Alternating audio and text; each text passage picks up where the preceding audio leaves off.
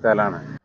അത് പിന്നെ എന്താണോ കൃഷി നിർത്തിയതുകൊണ്ടോ എന്തോന്നും അറിയില്ല. പിന്നെ ഇത് ആകെ മൂടിയിട്ട് ആകെ പൊന്തക്കാടും കാര്യങ്ങളൊക്കെ വളർന്ന് എന്തോ ഭയങ്കര ഒരു കാട് പോലെ ആയിട്ട് പിന്നെ അവിടെയുള്ള ആൾക്കാരുടെ സംസാരവും കാര്യങ്ങളും ഞാൻ അവരോട് സംസാരിച്ചു. ഈ കുളത്തിനെ പറ്റി ഞാൻ അവരോട് സംസാരിച്ചപ്പോൾ അവർക്ക് പേടിയോടെയാണ് ഈ കുളത്തിനെ പറ്റി സംസാരിക്കുന്നത്. പണ്ട് ഉരുളിക്കുളത്തിനെ പറ്റി എനിക്കറിയുന്നല്ലേ, അന്ന് എന്നോട് ഇതുപോലെ തന്നെ ആൾക്കാർ പെരുമാറിയത്.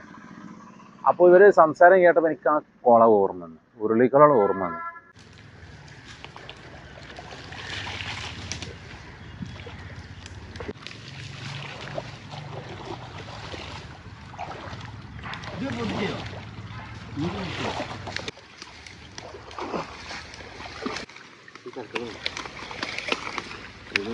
കണ്ടി പോയി